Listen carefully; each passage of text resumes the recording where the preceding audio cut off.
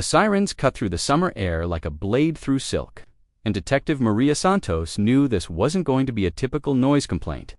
Karen Whitmore stood in her pristine front yard, designer sandals planted firmly on imported Italian stone, pointing an accusatory finger at the modest house next door, while tears of rage streamed down her surgically enhanced cheeks. "That pool is destroying my property values," she shrieked at the bewildered officers, her voice cracking with the kind of desperation that comes from watching a carefully constructed empire crumble. What she didn't know, what none of them knew, was that the young veteran next door had been recording everything through his security cameras, and the footage was about to expose a web of lies, corruption, and betrayal that would shatter this quiet suburban street forever. The call came in at 2:47 p.m. on a Tuesday that felt like any other in the affluent Maplewood Heights subdivision.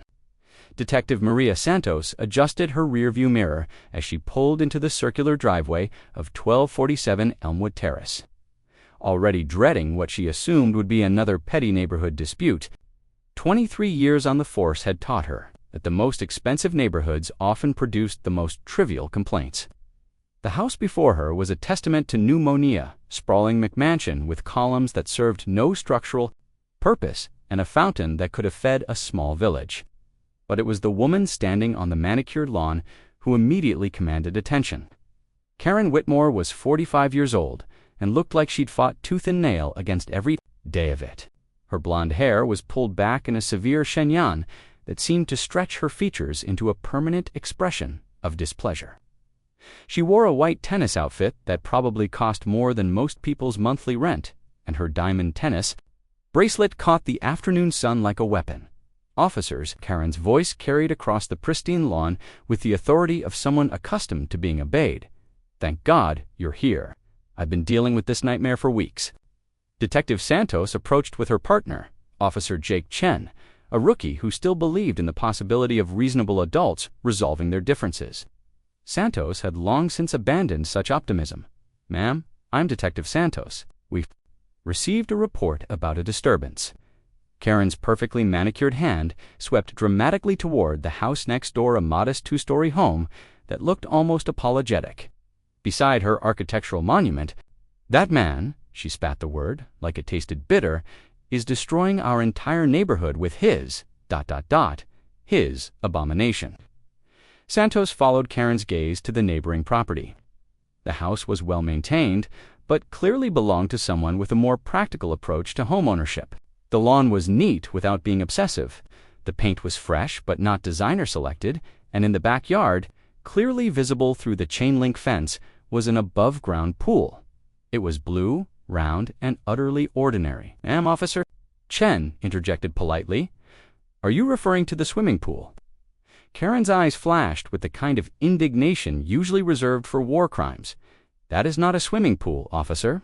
That is a public eyesore, a neighborhood menace, and a direct assault on property values that took me 15 years to build." From the modest house next door, a screen door creaked open. A man emerged who looked to be in his early 30s, wearing jeans and a faded Marine Corps t-shirt. He was lean and moved with the careful precision of someone who'd learned to be aware of his surroundings at all times. His dark hair was cut short, and when he saw the police cars, his expression shifted to one of weary resignation. "Mrs. Whitmore," he called out, his voice carrying the flat calm of someone who'd had this conversation before. "Is there a problem?" Karen whirled around like a woman possessed. "Don't you dare speak to me, Marcus Rivera. You know exactly what the problem is." Detective Santos stepped between them, her instincts prickling. There was something in Karen's tone that went beyond ordinary neighbor disputes, something personal and ugly. "Sir, I'm Detective Santos. Could you join us for a moment?" Marcus Rivera walked over with the measured gait of someone who'd learned not to make sudden movements around authority figures. Up close, Santos could see the small scar above his left eyebrow and the way his eyes constantly scanned the area habits that spoke of military service and trauma. "What seems to be the issue, Detective?" Karen erupted before Santos could respond. "The issue is that pool? It's been there for 3 weeks, and I've had to look at it every single day. Do you know what this is doing to my property value? Do you have any idea what I paid for this house?" Marcus's jaw tightened almost imperceptibly. "Ma'am, I checked the HOA covenants 3 times before installing the pool. Above-ground pools are permitted with proper permits, which I have. Those covenants were written before people like you moved into this neighborhood." Karen's voice cracked with rage, and Santos felt the temperature of the conversation drop several degrees. "People like me." Marcus's voice remained steady, but Santos saw his hands clench and unclench at his sides. Officer Chen stepped forward. "Mrs. Whitmore, I think we should. I pay $43,000 a year in property taxes." Karen's voice climbed to a shriek. $43,000? I shouldn't have to look at some ghetto pool setup while I'm trying to enjoy my morning coffee. The word ghetto hung in the air like a toxic cloud. Santos saw Marcus's face go carefully blank, the expression of someone who'd heard this before and had learned to armor himself against it. "Ma'am," Santos said sharply, "I think you need to take a step back." But Karen was beyond reason now, her carefully constructed facade crumbling like a house of cards. "You want to know what the real problem is? The real problem is that this neighborhood used to mean something. It used to be a place where people understood quality, where people had standards." "Mrs. Whitmore," Marcus began.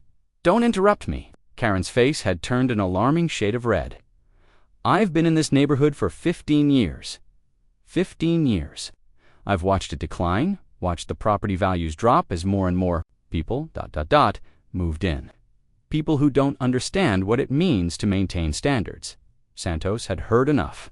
"Ma'am, you're going to need to calm down right now. Calm down," Karen laughed, a sound like breaking glass.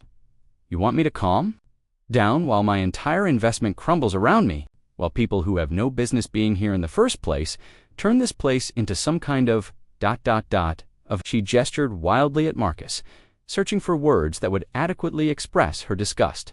"Some kind of what, Mrs. Whitmore?" "Detective." Santos's voice had dropped to a dangerous quiet. Karen's mouth opened and closed like a fish gasping for air. She seemed to realize, perhaps for the first time, that she was speaking to a police officer whose own last name was Santos, and whose heritage was clearly not the lily-white standard she apparently preferred. I didn't mean ... Karen stammered. But the damage was done. Marcus Rivera looked at the ground, his shoulders set in the defensive posture of someone who'd fought this battle 1,000 times. "Officers, I have all the permits for the pool. I can show you the documentation. I followed every regulation." "That's not the point." Karen's voice had taken on a desperate edge. "The point is that this neighborhood has standards. We have a certain ... aesthetic that needs to be maintained." Santos pulled out her notebook, more to give herself a moment to think than because she needed to record anything. The permits were clearly in order. She could see that without checking. The pool was modest, but legal, properly installed and maintained. Karen Whitmore's real objection had nothing to do with property values or neighborhood aesthetics. "Mrs. Whitmore," Santos said carefully, "could you be more specific about what regulations you believe are being violated?" Karen's eyes darted between the officers and Marcus, clearly searching for some legitimate complaint that would justify her outburst. The noise. Yes, the noise. People are in that pool at all hours, splashing, laughing, disturbing the peace. "What hours specifically?" Officer Chen asked, pen poised. "All hours," Karen repeated. "Morning, afternoon, evening. There's no respect for the quiet enjoyment of the neighborhood." Marcus looked up from the ground, his expression shifting from resignation to something approaching anger. "Mrs. Whitmore, I work night shifts at the VA hospital. I'm usually asleep during the day. The pool has been used maybe 5 times since I installed it, and never after 8 p.m. or before 10 a.m. "That's a lie." Karen's voice climbed back toward hysteria. "You're lying. I've heard the noise. I've seen the people." Santos studied the woman more carefully. Karen's eyes were wide and slightly unfocused, her breathing shallow and rapid. There was something manic in her expression, something that went beyond ordinary frustration. "Mrs. Whitmore, when specifically did you hear this noise?" Karen's mouth worked silently for a moment. Yesterday morning at ... at 6 a.m. There was splashing and laughing and ... and music." Marcus frowned. "Ma'am, I worked at work yesterday morning. I worked 12-hour shifts at the hospital. I wasn't even home." "You're lying," Karen screamed, her voice cracking. "You're all lying. You're all against me." Santos exchanged a glance with Officer Chen. They were clearly dealing with something more complex than a simple neighbor dispute. "Mrs. Whitmore?" The first recording crackled to life with startling clarity. The timestamp showed 3 weeks ago, 7:23 a.m., and the audio captured every word with devastating precision. Karen's voice, sharp and imperious. "Excuse me, you there? What exactly?" "Do you think you're doing?" Marcus, measured and polite. "Installing a pool, ma'am. I have all the permits. I don't care about permits. Do you have any idea what this is going to do to my property value? Do you know what I paid for this house?" Detective Santos watched Karen's face drain of color as her own words played back. The woman who had just claimed to be merely concerned about noise ordinances was about to be confronted with 3 weeks of documented harassment. "Turn it off," Karen whispered, but Marcus continued playing the recording. "Ma'am, I checked with the HOA. The HOA doesn't understand what this neighborhood used to be. Before people like you started moving in, this was a respectable place." Officer Chen looked up from his notepad, his expression shifting from routine documentation to serious concern. The phrase "people like you" had a particular weight when coming from a white woman addressing a Latino veteran. Marcus switched to another recording. The timestamp showed 2 weeks ago, 6:15 p.m. Karen's voice was shriller now, more desperate. "I've been watching you. I know your schedule. I know when you come and go. You think you can just waltz into this neighborhood and do whatever you want." The recorded Marcus replied calmly, "Mrs. Whitmore, I think you should step back from the fence line. Don't tell me what to do.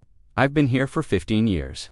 15 years of building this neighborhood into something special, and now you're going to destroy it all with your ghetto installation."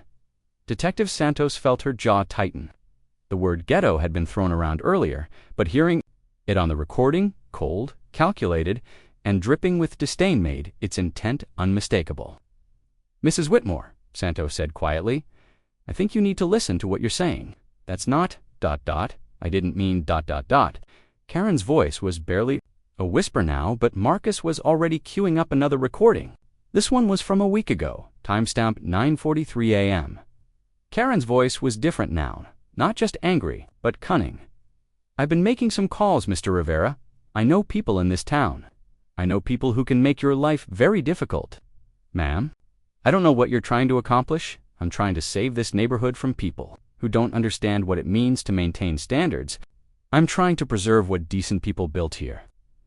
Marcus paused the recording and looked at Detective Santos. "She called the building inspector 4 times, claiming I didn't have proper permits. She called the health department, claiming the pool was a breeding ground for mosquitoes. She called the HOA president at home, at night, demanding an emergency meeting." Karen's breathing had become rapid and shallow. "I was just ... I was protecting my investment." "No," Marcus said, his voice still eerily calm. "You were trying to force me out of my home." He played another recording. This one was from 3 days ago, and Karen's voice had taken on a manic quality. "I know what you're trying to do. You're trying to bring down the whole neighborhood. First it's the pool, then it's the parties, then it's the music, then it's all your friends coming over at all hours. Mrs. Whitmore, I work night shifts. I'm usually asleep during the day.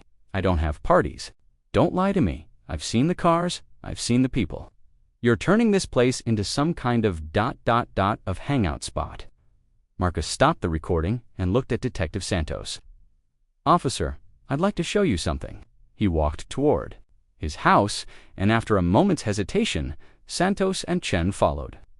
Karen remained frozen on her lawn, her face a mask of growing horror. Marcus led them to his backyard, where the infamous pool sat in all its mundane glory. It was, perhaps, 12 feet in diameter, filled with clean water, and surrounded by a small deck area with 2 plastic chairs and a side table. "This is it," Marcus said simply. "This is what's been causing 3 weeks of harassment." Officer Chen walked around the pool, examining it from every angle. "It looks ... normal, clean, well-maintained." "The cars she mentioned," Marcus continued, "were my sister bringing her kids over twice to swim. The parties were me floating alone in the pool after work, trying to deal with anxiety attacks." Detective Santos felt a chill that had nothing to do with the evening air. "Marcus, How many recordings do you have? 47 separate incidents over 3 weeks. Some are just her watching me from her windows, but 32 involve direct confrontation or harassment. He pulled out his phone again and showed them a video file. This one is from yesterday morning. She claims I was making noise at 6 a.m., but I was at work. The video showed Karen's backyard at 6:15 a.m. The pool was empty, the yard was silent, and there was no sign of Marcus anywhere. But there was Karen, standing at her back window, phone pressed to her ear. "I'm calling the police," her voice carried clearly through the recording. "Yes, there's a disturbance at 1245 Elmwood Terrace." "Noise complaint." "No, I'm not exaggerating. There's music and splashing and people laughing. It's disrupting the entire neighborhood." The video showed the empty pool, the silent yard, and Karen fabricating an entire incident that had never happened. Officer Chen looked at Detective Santos with wide eyes. She filed a false police report. "That's a misdemeanor," Santos said quietly. "But given the pattern of harassment and the racial undertones, we might be looking at something more serious." Marcus played another recording, this one from 2 days ago. Karen's voice was barely controlled fury. "I've been talking to the other neighbors. They're all concerned about what's happening to the neighborhood. They're all worried about the kind of people who are moving in." "What kind of people would that be, Mrs. Whitmore?" There was a pause, and Karen's voice became crafty. "People who don't understand suburban living. People who bring urban ... problems ... to places like this. Urban problems. You know what I mean? Crime, noise, depreciation of property values. The kind of problems that come when neighborhoods change." Character. Detective Santos had heard enough coded language to understand exactly what Karen meant. Urban character, problems. All careful euphemisms for the racism she didn't quite dare to state explicitly. "Mrs. Whitmore," Santos called out, "I need you to come over here." Karen approached on unsteady legs, her face pale and drawn. Up close, Santos could see the tremor in her hands and the wild look in her eyes. "Ma'am, I need to inform you that filing a false police report is a criminal offense." "I didn't. I thought I heard ... Karen's voice was barely a whisper. "You thought you heard music and splashing from an empty pool while Mr. Rivera was at work 20 miles away." Karen's mouth opened and closed silently. Marcus pulled up another recording, this one from yesterday evening. "This is the last one, Detective. I think you should hear it." Karen's voice came through the phone with crystal clarity, and this time there was no attempt at euphemism. "I don't care if you have permits. I don't care if it's legal. I don't want your kind in this neighborhood. I don't want your friends, your family, your noise, your problems. This is a decent neighborhood, and you're going to destroy it. My kind, you know exactly what I mean. This neighborhood was built by people like me, for people like me. We don't want your poverty, your chaos, your culture, ... bringing down everything we've worked for. Mrs. Whitmore, I'm a veteran. I work as a nurse at the VA hospital. I'm trying to heal from PTSD in my own home. I don't care what you do for work. I don't care about your problems. I care about maintaining the standards that make this neighborhood what it is, and what is that?" There was a long pause, and when Karen spoke again, her voice was cold and final, safe, clean, American. The recording ended, and the silence that followed was deafening. Detective Santos looked at Karen Whitmore, really looked at her and saw a woman who had spent 15 years building a fortress against a changing world, only to watch it crumble around her. The carefully maintained facade of legitimate complaints had been stripped away, revealing the ugly truth beneath. "Mrs. Whitmore," Santos said formally, "you're under arrest for filing a false police report and harassment." "No," Karen's voice cracked with desperation. "You don't understand. I've worked so hard. I've sacrificed everything for this house, for this neighborhood. I can't ... I can't let it all fall apart. Ma'am, you have the right to remain silent ... double quotes. But Karen wasn't listening. She was staring at her house, at the manicured lawn, at the fountain that had cost more than most people's cars. Her entire world was crumbling, and she seemed to be watching it happen in real time. 15 years, she whispered. 15 years of building something perfect, and now it's all ruined. Marcus Rivera looked at the woman who had made his life hell for 3 weeks. and when he spoke, his voice was surprisingly gentle. "Mrs. Whitmore, it was never perfect. It was just exclusive." As Detective Santos finished reading Karen her rights, a small crowd had gathered. Neighbors emerged from their houses, drawn by the commotion. Santos recognized the type-affluent suburbanites who prided themselves on their tolerance right up until it was tested. But as the recordings played and the truth emerged, Santos watched their faces change. Some showed disgust at Karen's behavior. Others showed the uncomfortable recognition. The story broke on the local news that evening. Channel 7's lead reporter, Maria Gonzalez, stood in front of the Maplewood Heights subdivision with the kind of barely contained excitement that comes from stumbling onto a story that writes itself. Tonight, at 6, we have exclusive audio recordings that reveal a pattern of harassment and discrimination in one of the city's most affluent neighborhoods. A local veteran's simple desire to install a backyard pool has exposed what some are calling a hate crime disguised as a noise complaint. Marcus Rivera sat in his living room, watching his quiet street become a media circus. News vans lined the normally pristine curb, their satellite dishes reaching toward the sky like mechanical flowers. Reporters with perfectly coiffed hair stood on his neighbors' lawns, speaking earnestly into cameras about property values and prejudice. His phone had been ringing non-stop since Karen's arrest 6 hours ago. The first call had been from his sister Alina, her voice tight with worry and fury. "Marcus, I saw the news. Are you okay? Do you need me to come over?" "I'm fine. Alina, it's over." "No, it's not over. It's just starting." You know what happens when stories like this go viral? She was right. By evening, the hashtag #Poolgate was trending on social media. The recordings had been shared thousands of times, each post accompanied by increasingly outraged commentary. Marcus's quiet suburban street had become ground zero for a national conversation about racism, class, and the myth of colorblind communities. The doorbell rang at 8:47 p.m. Marcus opened it to find his neighbor from across the street, Robert Chana, second generation Chinese-American, who worked as a software engineer and had always seemed friendly enough in passing. "Marcus, I wanted to apologize." "For what?" Robert shifted uncomfortably. "For not saying anything. For 3 weeks, I watched that woman harass you, and I told myself it wasn't my business. I convinced myself she was just ... difficult. But listening to those recordings," he shook his head, "I knew. Deep down, I knew what was really happening, and I did nothing." Marcus studied his neighbor's face. Robert looked genuinely distressed, his usual composed demeanor cracked with shame. "You want to come in?" They sat. In Marcus's modest living room, the sound of news crews filtering through the windows. Robert looked around, taking in the simple furniture, the military commendations on the wall, the framed photo of Marcus in his Marine dress uniform. "I keep thinking about something," Robert said quietly. "Last week, Karen came over to our house. She was going on about property values and neighborhood standards. She kept saying people like us need to stick together. People like us, the homeowners, the taxpayers, the people who understand what makes a neighborhood good." Robert's voice was bitter.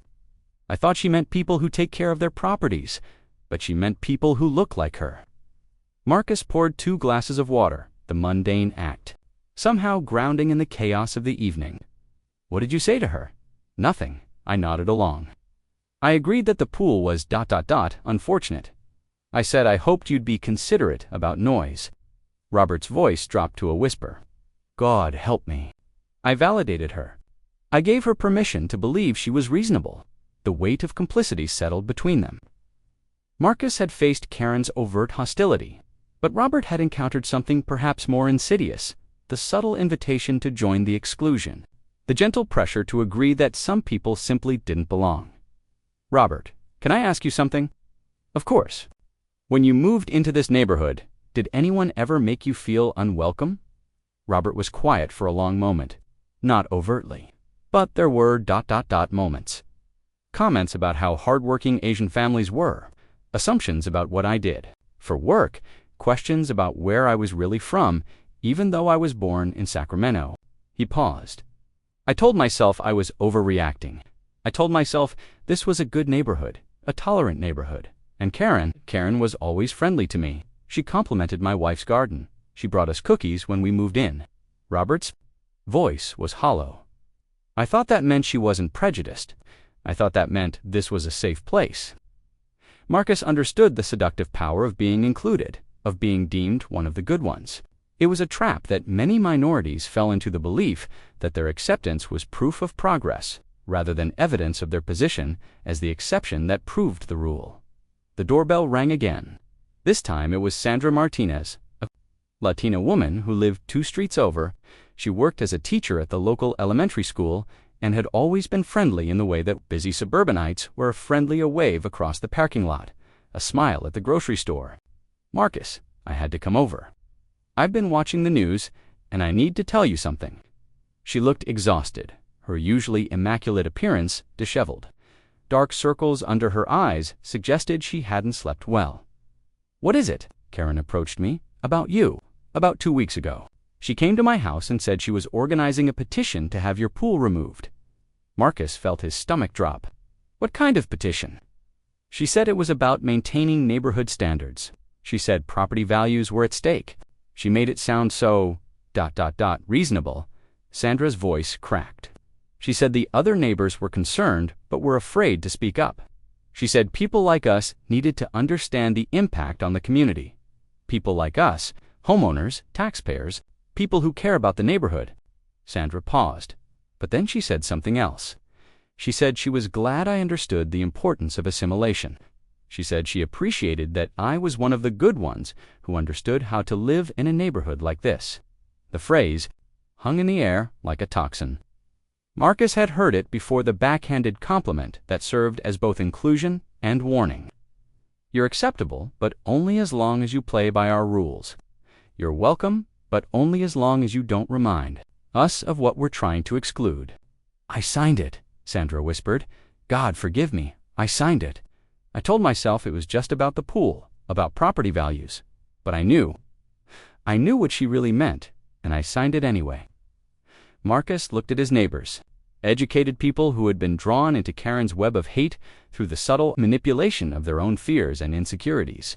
They weren't evil people, but they had been complicit in his harassment because it was easier than confronting the uncomfortable truth about their perfect neighborhood. "How many others signed?" 12 families, Sandra said. 12 families? Agreed that your pool was a problem. The number hit Marcus like a physical blow. 12 families. 12 sets of neighbors who had been willing to sign a petition to have his pool removed, who had been willing to validate Karen's harassment, who had been willing to exclude him from a neighborhood he had every right to call home. Who else? Sandra pulled out her phone and showed him a photo of the petition. Marcus recognized most of the names: the Johnsons from the corner house, the Patels from down the street, the Washingtons from the next block over. A diverse group of neighbors who had been united in their desire to maintain the status quo, even when that status quo was built on exclusion. "I keep thinking about my students," Sandra said, tears streaming down her face. "I teach their kids. I talk to them about tolerance and diversity and treating everyone with respect. And then I come home to my perfect neighborhood and sign a petition to harass my neighbor because he doesn't fit the image." Robert nodded grimly. "We're all complicit. We all participated in the fantasy that this was a post-racial neighborhood where everyone was welcome as long as they were the right kind of welcome." Marcus felt the weight of their confessions, the crushing realization that Karen's harassment hadn't happened in a vacuum. It had happened with the tacit approval of a community that preferred comfortable lies to uncomfortable truths. "What happens now?" Sandra asked. Before Marcus could answer, his phone buzzed with a text from an unknown number. "We know where you live. We know what you did to Karen. This neighborhood was better without you." Then another: "A good woman's life. You should be ashamed." And another: "Karen was right. You don't belong here." Marcus showed the texts to his neighbors, watching their faces go pale. The story had gone national, and with national attention came national scrutiny. But it also brought out the defenders of the status quo, the people who saw Karen's arrest as an attack on their way of life. "This is just the beginning," Marcus said quietly. "The recordings exposed Karen, but they also exposed the system that enabled her. People are going to have to choose sides." As if summoned by his words, the doorbell rang again. This time, it was a group of 5 neighbors, led by David Thompson, a white man in his 50s who lived at the end of the street. Marcus recognized Him as someone who had always been polite but distant, the kind of neighbor who waved from his driveway but never stopped to chat. "Marcus, we need to talk." The group filed into his living room, creating an uncomfortable crowd. Besides David, there was Jennifer Walsh, a real estate agent who lived 3 houses down, the Andersons, a black couple who had moved in 2 years ago, and, surprisingly, Patricia Nguyen, an elderly Vietnamese woman who kept to herself but maintained the most beautiful garden in the neighborhood. "We've been watching the news," David said. "We've been talking among ourselves. We want you to know that Karen D." The first brick came through Marcus's front window at 3:47 a.m., 3 days after the story went viral. He woke to the sound of shattering glass and found a note wrapped around the brick. Karen was right. Get out while you still can. By dawn, 2 news crews had arrived to document the vandalism. By noon, 3 more had joined them. By evening, the street looked like a war zone: satellite trucks, protesters, counter-protesters, and curious onlookers, all crowded onto the normally pristine sidewalks of Maplewood Heights. Detective Santos arrived as Marcus was boarding up his window with plywood. She looked exhausted, her usually crisp uniform wrinkled from what appeared to be a sleepless night. "Marcus, we need to talk." They sat in his kitchen while chaos swirled outside. Through the boarded window, they could hear competing chants: "Justice for Marcus" and "Save our neighborhood." The battle lines had been drawn, and Maplewood Heights had become ground zero for a national conversation about race, class, and belonging. "The vandalism is just the beginning," Santos said, pulling out a thick folder. "We've received 47 complaints about you in the last 3 days. Complaints about what? Everything. Noise violations, parking infractions, possible gang activity, suspected drug dealing, improper pool maintenance, aggressive behavior toward neighbors." Santos's voice was flat with professional exhaustion. All anonymous, all clearly retaliatory. Marcus felt a familiar weight settling in his chest, the crushing realization that fighting one battle had only revealed the scope of the war. What about the threats? "We're investigating, but you know how these things go. Anonymous accounts, VPNs, plausible deniability. The brick through your window is the first physical escalation." Santos pulled out her phone and showed him a social media screenshot. "This is what we're dealing with." The post was from a Facebook group called Maplewood Heights Property Owners Coalition. The profile picture was an American flag, and the post had been shared 847 times in 12 hours. What happened to Karen? Whitmore is a disgrace. A hard-working woman who dedicated her life to building a safe, clean neighborhood has been destroyed by the liberal media for the crime of standing up for property values. Meanwhile, the man who targeted her for harassment is being celebrated as a hero. This is what happens when political correctness replaces common sense. Our neighborhood is under attack, and if we don't stand together, we'll lose everything our families built here. The comments below were a toxic mix of dog whistles and barely concealed racism. Karen was protecting what we all worked for. Now look what's happening to our streets. I've lived here 20 years and never had problems until certain people started moving in. Property values are already dropping. I know 3 families looking to sell because of the media circus. Why? Should one person's rights destroy an entire community? Marcus scrolled through dozens of similar comments, each one a small poisoned dart designed to justify Karen's harassment while maintaining plausible deniability about its true nature. How many members does this group have? 432 as of this morning. That's roughly 60% of the neighborhood. The number hit Marcus like a physical blow. Not just 12 families who had signed Karen's petition, of neighbors who were now actively organizing against him, framing his presence as a threat to their way of life. "There's more," Santos said grimly. She showed him another screenshot, this one from a different group called Defend Traditional Neighborhoods. Marcus Rivera targeted an innocent woman with a campaign of harassment designed to destroy her reputation and force her from her home. He recorded private conversations without consent. He weaponized his military service to gain sympathy. He manipulated the media to create a false narrative of racism where none existed. This is the playbook. Move into established neighborhoods, create conflict, play the victim, destroy property values, drive out longtime residents. Wake up, America. This is how communities die. The post had been shared over 3,000 times and had spawned dozens of copycat posts in similar groups. Marcus's name, address, and employment information had been doxed.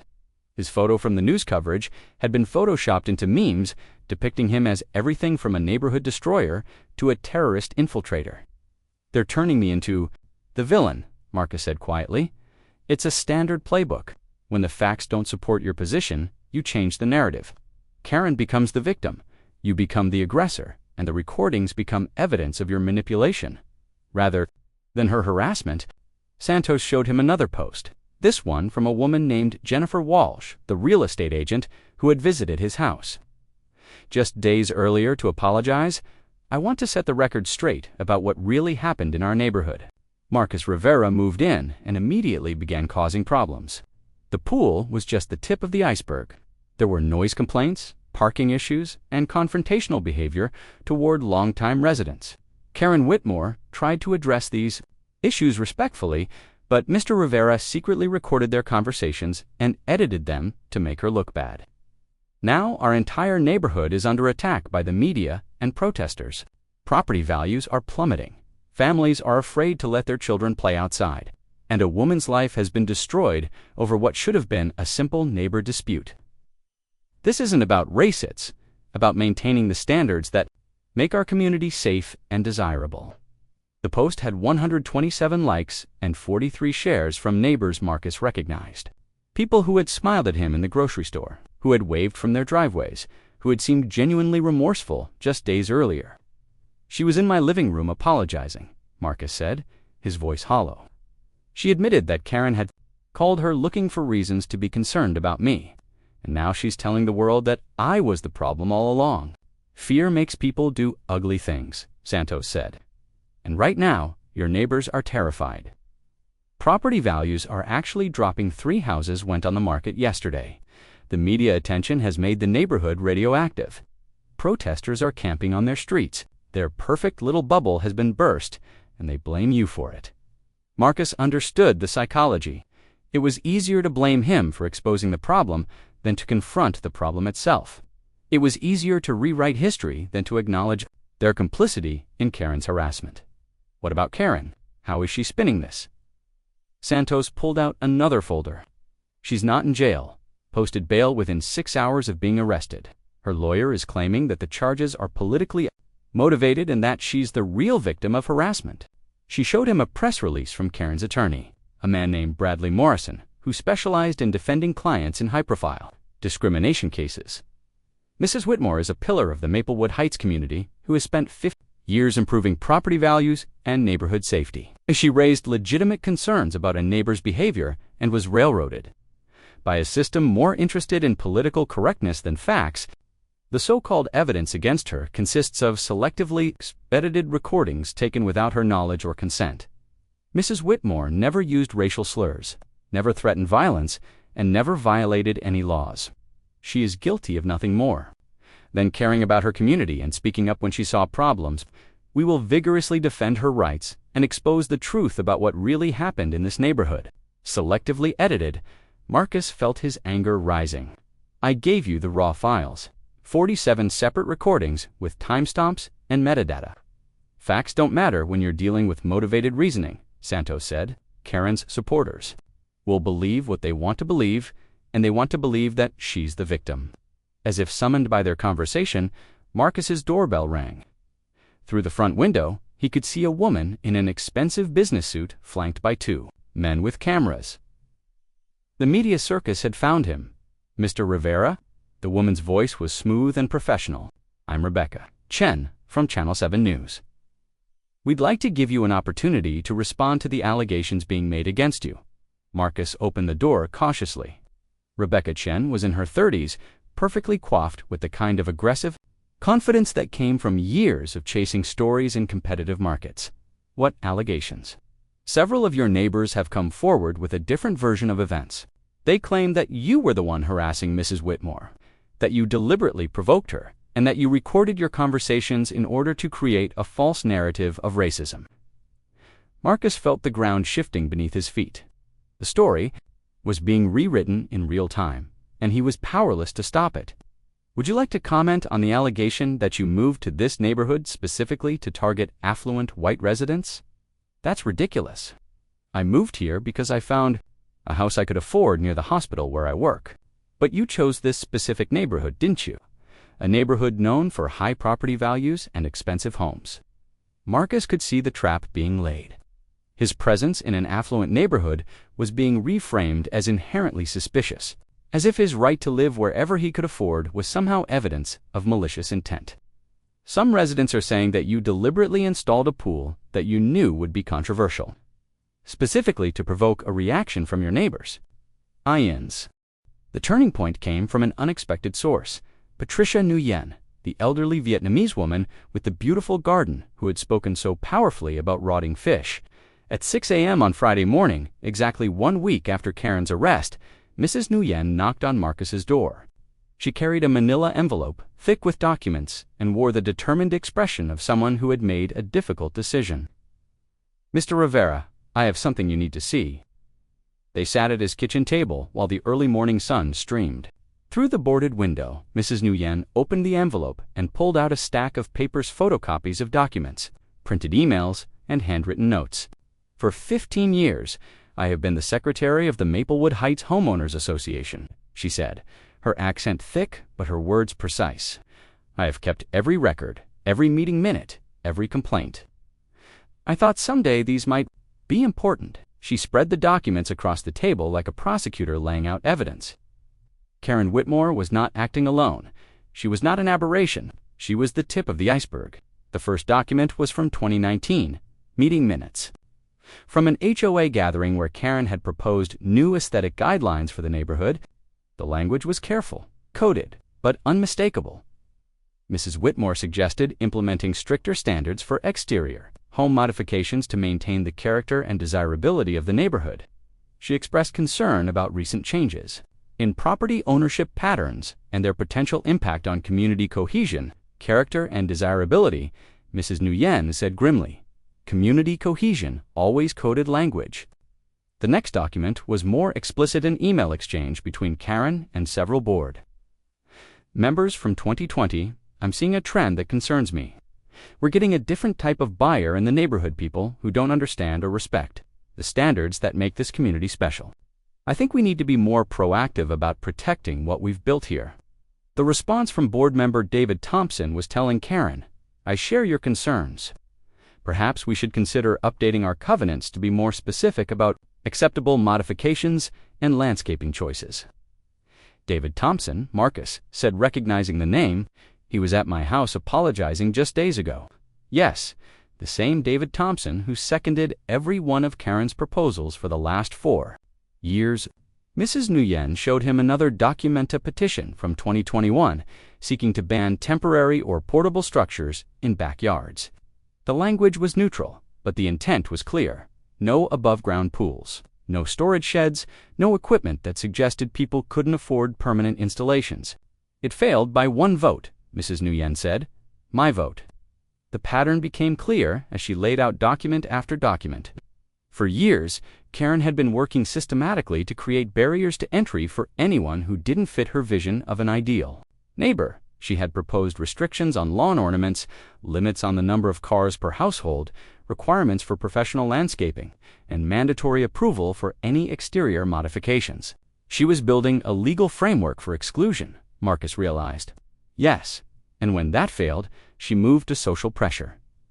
Mrs. Nguyen pulled out a thick folder of printed emails. Karen organized what she called welcome committees for new residents. But they were not welcome committees, they were screening committees. She showed him an email thread from when the Andersons had moved in 2 years earlier. "I met with the new neighbors on Maple Street. They seem nice enough, but I wanted to set some expectations about neighborhood standards early. I mentioned our concerns about noise, property maintenance, and the importance of fitting in with the established community culture. I think they understood the message." Another email from when Robert Chen's elderly mother had come to stay with them for 3 months. "I'm seeing some concerning patterns at the Chen house. Multiple cars, frequent visitors, changes to the landscaping that weren't approved by the architectural committee. I think we need to have a conversation about overcrowding and its impact on the neighborhood." Overcrowding, Mrs. Nguyen said. Bitterly, a Vietnamese grandmother visiting her son was overcrowding. The emails revealed a sophisticated system of surveillance and social control.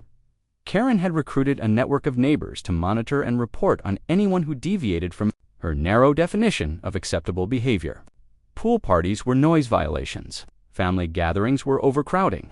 Children playing in yards were unsupervised. Minors creating liability issues. How many people were part of this? Marcus asked. At least 20 active participants, maybe 50 who provided information occasionally. Karen was very good at making people feel like they were protecting their investments. Mrs. Nguyen pulled out the most damning Documenta group text chain from the week before. Marcus installed his pool. Karen, the new guy on Elmwood, is planning to install a pool. We need to nip this in the bud. Jennifer Walsh. What kind of pool? Karen, above ground. You know what that means? David Thompson. Can we block it through the HOA, Karen? Not legally, but there are other ways to handle this. Sandra Martinez. What do you mean, Karen? I mean, we make it clear that certain ... choices have consequences.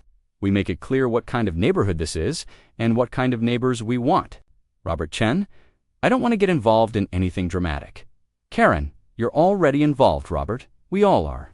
We either maintain standards or we watch everything we've built get destroyed. The text chain continued for days, with Karen systematically building support for her campaign against Marcus before he had even done anything wrong.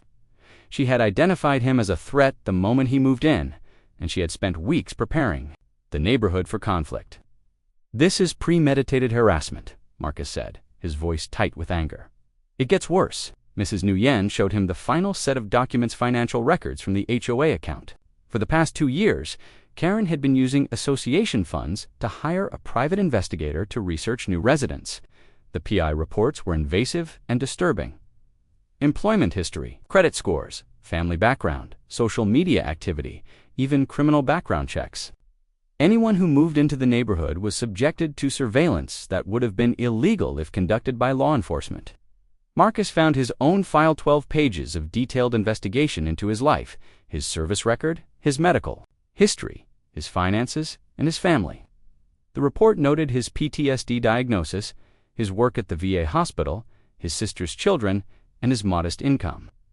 It concluded with a recommendation that he was a higher-risk resident who could negatively impact neighborhood stability. She knew everything about me before I even spoke to her, Marcus realized.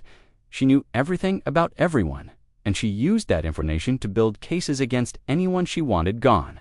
Mrs. Nguyen pulled out one final documenta, handwritten. Letter from Karen to the HOA board, dated just 2 days after Marcus moved in. I am formally requesting emergency action regarding the new resident at 1245 Elmwood Terrace. My research indicates that Mr. Rivera poses multiple risks to neighborhood safety and property values. His employment at a facility serving mentally unstable veterans suggests potential for violent incidents. His financial situation indicates possible inability to maintain property standards. His ethnic background suggests cultural differences that may create friction with established residents. I recommend implementing immediate monitoring protocols and preparing for potential intervention strategies. The letter was signed by Karen and co-signed by David Thompson, Jennifer Walsh, and 8 other neighbors, including several who had apologized to Marcus just days earlier. Marcus stared at the documents spread across his table, feeling the weight of systematic persecution. This wasn't about a pool. This wasn't even about one woman's prejudice. This was about an entire community that had organized itself around the principle of exclusion, with Karen as their willing enforcer. Why are you showing me this? Marcus asked. Mrs. Nguyen was quiet for a long moment. Because I am tired of being afraid. For 15 years, I have been the good man, polite, grateful to be included. I told myself that as long as I followed their rules, I would be safe. She gestured toward the documents. But these papers show the truth. I was never safe. None of us were. We were all being watched, all being judged, all being measured against their standard of acceptable difference. What changed your mind? My granddaughter, Mrs. Nguyen said simply. She is 8 years old.